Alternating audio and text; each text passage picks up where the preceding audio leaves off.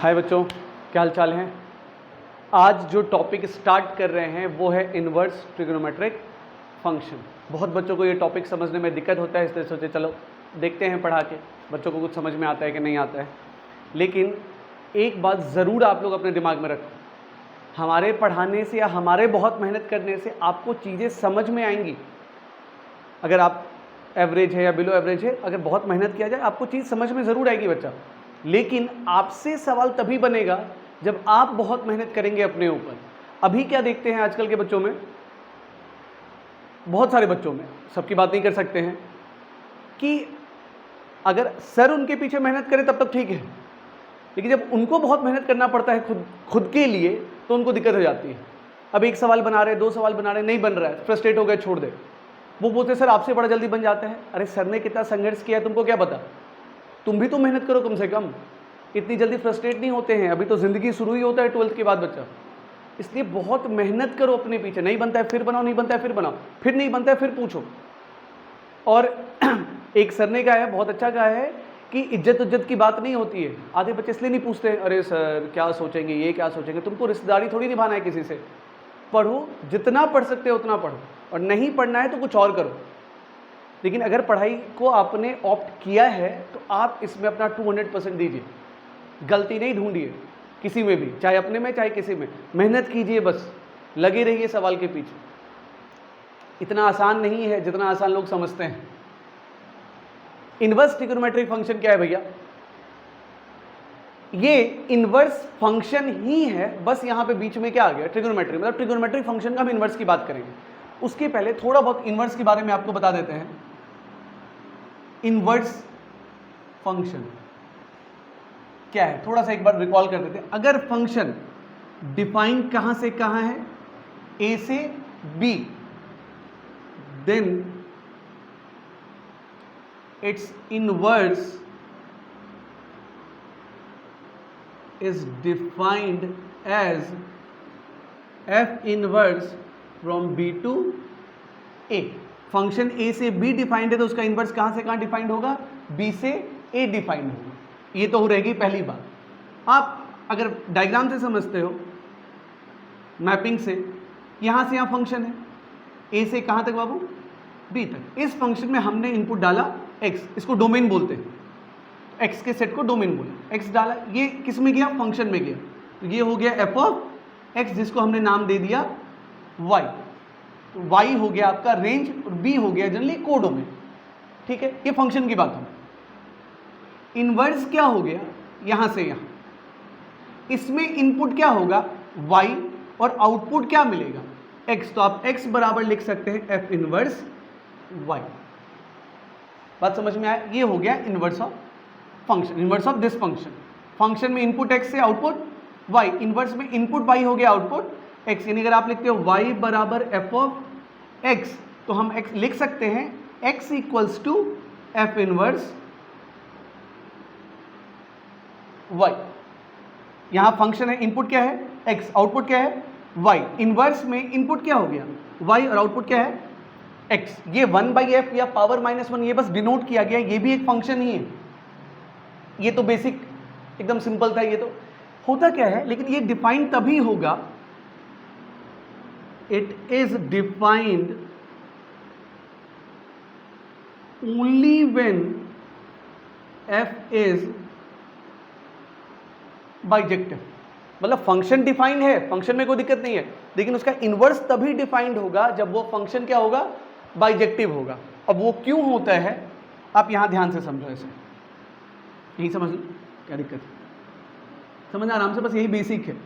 तो ये थोड़ा बहुत आइडिया लग रहा है। हम इन्वर्स अभी नहीं पढ़ाएंगे, अभी हम पढ़ा रहे हैं इन्वर्स ट्रिग्नोमेट्रिक फंक्शन। उसके लिए बेसिक बस आपको बता दे रहे हैं ये क्या है इन्वर्स फंक्शन थोड़ा। अब देखो, मान लें इनपुट हमने ले लिया भैया x1 x2 x3, यहाँ ले लिया y1 y2, मान लो ऐसा ले लिया। मैपिंग से समझा रहे हैं बच्चों को, थोड़ा अच्छे से क्लियर हो जाता है। यहाँ से यहाँ फंक्शन है। अब देखोगे तो इसको मिनी वन फंक्शन बोलते हैं। फंक्शन डिफाइंड है, लेकिन ये 1 नहीं है, ये क्या है, मिनी वन। फंक्शन डिफाइंड है बिल्कुल है, क्योंकि x2 का आउटपुट y2, x3 का भी आउटपुट y2, मतलब एक से ज्यादा इनपुट के लिए एक ही आउटपुट हो रहा है, तो इसको मिनी वन बोला गया। तो function is defined but it is mini one. अब हमने क्या किया भैया, फंक्शन तो चलेगा, लेकिन अगर उसके इन्वर्स की बात कर रहे हैं तो वो तभी निकाला जा सकता है, इन्वर्स तभी निकाला जा सकता है जब वो तुम्हारा फंक्शन क्या हो, बाइजेक्टिव हो। क्यों कहा गया है? इन्वर्स भी एक तरह का फंक्शन ही है, इन्वर्स भी एक तरह का फंक्शन ही है। अब ध्यान से देखोगे फंक्शन का डेफिनेशन क्या होता है? फंक्शन का डेफिनेशन होता है कि इनपुट के डोमेन के हर वैल्यू के लिए हमको यूनिक आउटपुट मिलना चाहिए, ठीक है, हर वैल्यू के लिए। तो ये जो मेरा फंक्शन है इसके लिए तो डोमेन ये हो गया और ये कोडोमेन हो जा रहा है, इसके लिए ये डोमेन है, ये कोडोमेन है। इसके हर एक इनपुट का यूनिक आउटपुट होना चाहिए तभी ये फंक्शन डिफाइन होगा।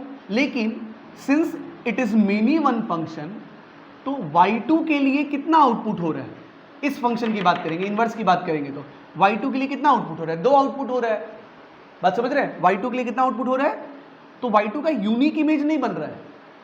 तो f इनवर्स जो फंक्शन है ये डिफाइन अभी नहीं होगा। क्यों नहीं हो रहा है? क्योंकि ये मिनी वन फंक्शन है। अगर आप ही सोचो, अगर ऐसा होता 1 1 होता तो बिल्कुल डिफाइन होता, एक इनपुट के लिए एक आउटपुट। इसका यहां जो बनता है इसको इमेज बोलते हैं, इसका जो यहां बनता है उसको प्री इमेज बोला जाता है। तो अभी सिंगल सिंगल है तो फिर डिफाइंड रहेगा, कोई दिक्कत नहीं है। यानी फंक्शन मिनी वन होगा तो ये डिफाइंड नहीं होगा, 1 1 होना पड़ेगा, ठीक है, पहली बात समझ गए। अब बाइजेक्टिव है, मतलब बाइजेक्टिव मतलब 1 1 भी और ऑन टू भी। तो आप ऐसा ले लो, हाँ ऐसा ले लो, चलेगा, ठीक है।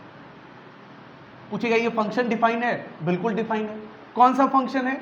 1 1 है और इनटू है, ऑन टू नहीं है। ऑन टू का होने का मतलब होता है कि भैया डोमेन, कोडोमेन और रेंज दोनों बराबर होना चाहिए। रेंज क्या बोलोगे? y1 और y2, क्योंकि वही इमेज बन रहा है। कोडोमेन क्या बोलोगे? y1 y2 और y3। तो एक बच गया कि नहीं बच गया? अगर बच गया, एक भी बच गया या एक से ज्यादा तो उसको इनटू फंक्शन बोलते हैं। एक भी नहीं बचा तो उसको ऑन टू फंक्शन बोलते हैं, ठीक है। तो अब ये इनटू है। अब मान लो फंक्शन डिफाइंड है, उसके इन्वर्स की बात कर रहे हैं, इन्वर्स की बात कर रहा है, तो इन्वर्स के लिए ये डोमेन हो गया। और डोमेन के हर वैल्यू का इमेज बनना चाहिए। y1 का इमेज बन रहा है, y2 का भी बन रहा है, लेकिन y3 का कोई इमेज नहीं बन रहा है इस फंक्शन के लिए। तो मेरा जो इन्वर्स फंक्शन अभी डिफाइन नहीं होगा क्योंकि ये इनटू है। अगर ऐसा होता तब कोई दिक्कत नहीं है। यानी तुम्हारे फंक्शन को बाइजेक्टिव होना पड़ेगा, मतलब 1 1 भी होना पड़ेगा और ऑन टू भी होना पड़ेगा, तभी हम उसका इन्वर्स निकाल सकते हैं। ये क्लियर हो गया? इन्वर्स का मतलब क्या हो गया, ये समझ में आया? यानी आप इन्वर्स के केस में बोल सकते हो ये डोमेन तो ये रेंज हो गया, इसके केस में ये डोमेन और ये रेंज हो गया, मतलब इनपुट आउटपुट पलट गया। फंक्शन में जो इनपुट है वो इन्वर्स का आउटपुट हो जाएगा, फंक्शन में जो आउटपुट है वो इन्वर्स का इनपुट हो जाएगा। देख लो यहाँ ये फंक्शन है, इनपुट क्या है x, आउटपुट क्या है y। इन्वर्स में इनपुट क्या हो गया y, आउटपुट क्या हो गया x। तो इंटरचेंज कर गया। ये हो गया इन्वर्स फंक्शन का बेसिक कॉन्सेप्ट। इन्वर्स बहुत बड़ा है, इतना ही नहीं है। हम आपको पढ़ा रहे हैं इन्वर्स ट्रिगोनोमेट्रिक फंक्शन। इसमें बच्चा बहुत ज़्यादा कंफ्यूज करता है, इसलिए हम सोचे चलो इसको पढ़ा देते हैं, कुछ लोगों का डाउट क्लियर हो जाए तो अच्छी बात है। उसके लिए आपको थोड़ा बहुत इन्वर्स फंक्शन समझ में आना चाहिए, तो एक बेसिक रफ आइडिया दे दिया गया है। समझे भैया? कोई दिक्कत है? चलिए, बहुत खुशी की बात है। अब इसको साफ सूफ करके करते हैं।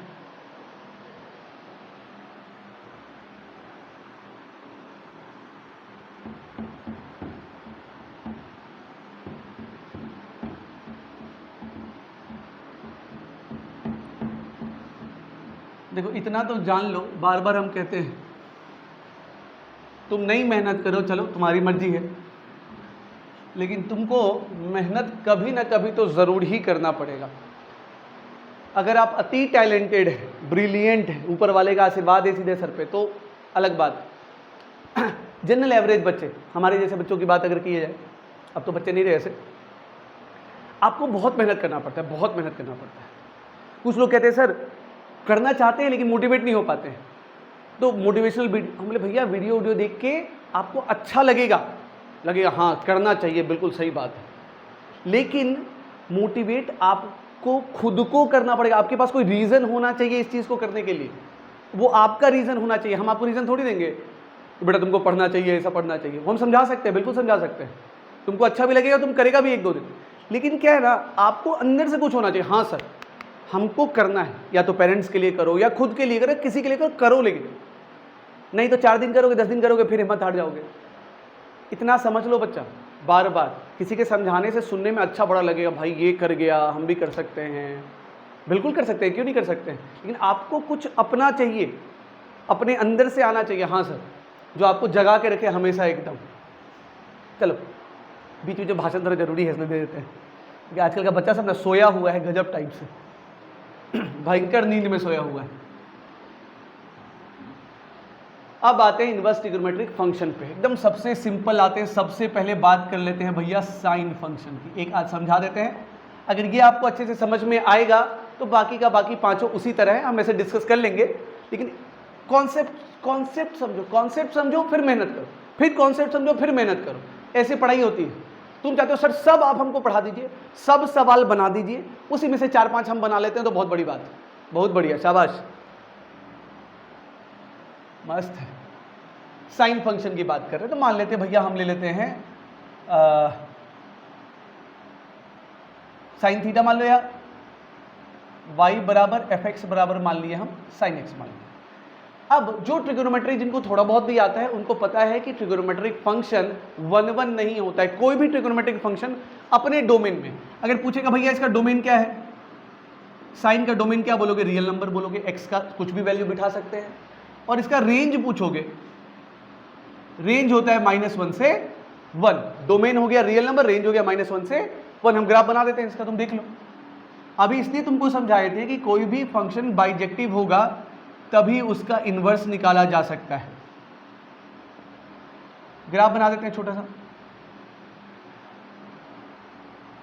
ऐसे करके बना दिया। साइन का ग्राफ तो पता ही है, यहां पे 0 हो गया, यहां π/2 पे 1 हो जाता है,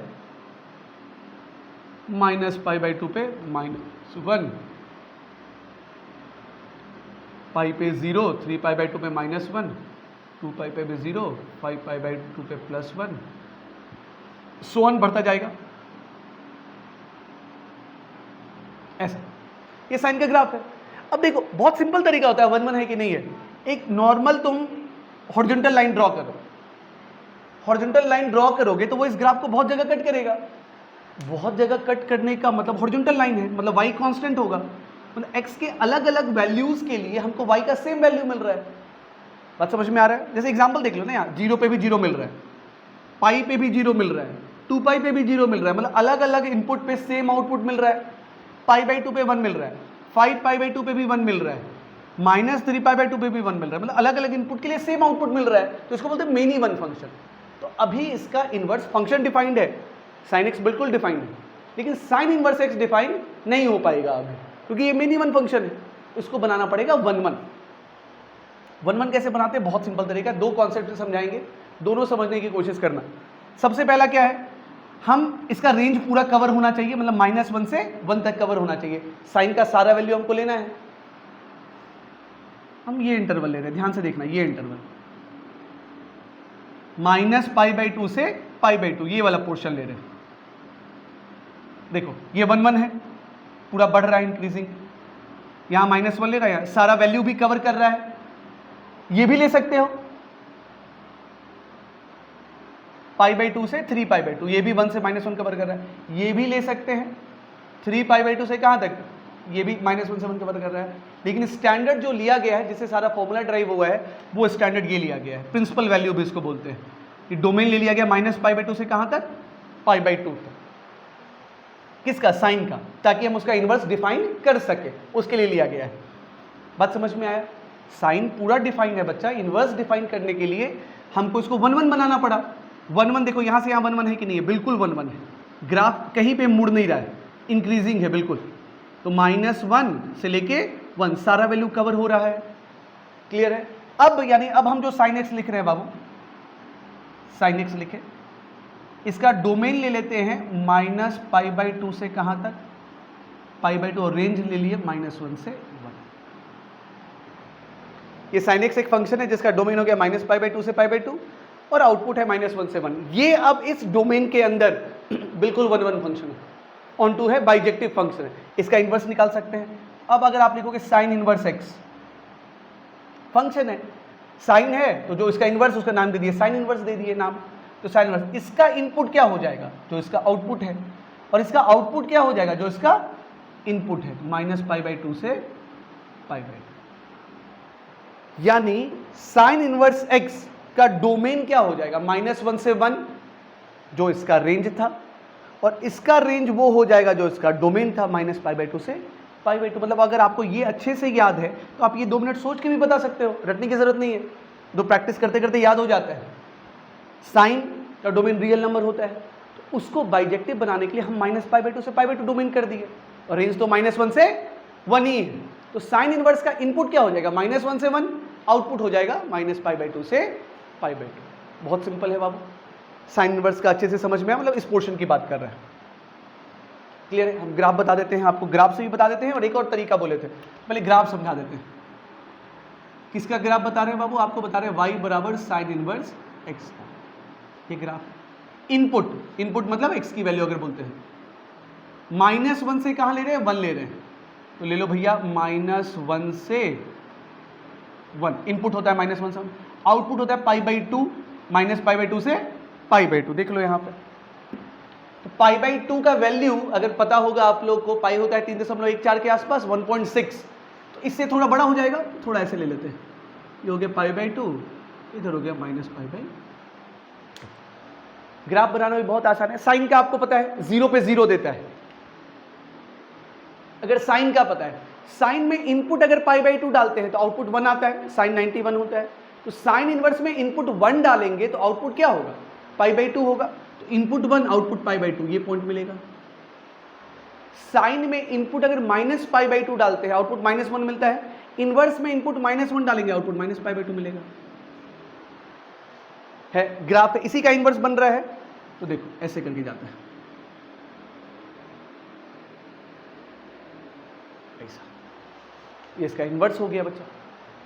अगर पूरा लेते थे तो ऐसा एक्चुअली ग्राफ बनता था, ऐसा बनता है, ऐसा ऐसा जाता है, ऐसा। ये जो साइन है ना, इसका इनवर्स ये ले लिए, लेकिन अपने को क्या है, अपने को क्या है भैया, रेंज क्या है मेरा, -π/2 से π/2, तो ये वाला पोर्शन हमको नहीं चाहिए, इधर वाला, ये वाला पोर्शन, काम खत्म। ये हो गया इनवर्स का ग्राफ। बहुत तरीका है समझने का, बच्चा उसको अपना तरीका बना के समझता है। सब, हर बच्चे का अपना होता है समझने का चीज़ों को तरीका, कॉन्सेप्ट का, कॉन्सेप्ट तो यही है, हमेशा यही रहेगा। ये ग्राफ हो गया। अब जो मेहनत करते हैं उनको ग्राफ भी पता होता है भैया कैसे बनाए, नहीं याद करते 2 मिनट टाइम लेके बना सकते हैं, समझे। मेहनत करने से ना नहीं भागो, नहीं तो भागते ही रह जाओगे फिर। ये समझ में आया? अच्छा, एक और तरीका बोले थे वो बता देते हैं समझने का। अब देखो भैया, साइन यहाँ प्लस होता है, यहाँ भी प्लस होता है, यहाँ माइनस होता है, यहाँ माइनस होता है। साइन फर्स्ट क्वाड्रेंट और सेकेंड क्वाड्रेंट प्लस होता है। यहाँ हम लिखे 0 π/2, पाई अगर इधर से जाएंगे तो -π/2, यहाँ लिख दिए -π, इधर से भी लिख सकते थे, इधर से भी लिख दिए। अब ध्यान से देखो, साइन का ये वैल्यू है, ये साइन का ये इनपुट है, ये आउटपुट है। साइन का ये आउटपुट है नेगेटिव, और ये इनपुट है, एंगल इनपुट है साइन का, साइन का इनपुट एंगल है, आउटपुट वैल्यू है। साइन इनवर्स का इनपुट वैल्यू है, आउटपुट एंगल है। मतलब कोई भी इनवर्स फंक्शन क्या होता है, एक एंगल होता है, ठीक है, वो भी देखते हैं अभी। अब एक बात बताओ, हमको -1 से कहां तक कवर करना है, 1 तक कवर करना है, -1 से 1 सारा, तो -1 से 1 मतलब -1 से 0, नेगेटिव वैल्यू भी और पॉजिटिव, तो हम लोग ये वाला पोर्शन लेते हैं, नेगेटिव भी कवर हो जाए और पॉजिटिव भी कवर हो जाए। ये भी ले सकते थे, लेकिन हम बोले प्रिंसिपल वैल्यू लेते हैं -π/2 से कहां तक, π/2 तक, तो ये वाला लेते हैं। यानी अगर साइन इनवर्स की बात करते हो, इनपुट अगर नेगेटिव होगा तो आउटपुट फोर्थ क्वाड्रेंट में आएगा, मतलब -π/2 से 0 आएगा। साइन इनवर्स का इनपुट अगर पॉजिटिव आएगा तो आउटपुट 0 से π/2 में आएगा, यानी फर्स्ट क्वाड्रेंट में आएगा। समझे? ग्राफ में भी देख लो, साइन इनवर्स का इनपुट नेगेटिव है, तो आउटपुट देखो कहां पे, -π/2 से 0, फोर्थ क्वाड्रेंट में है।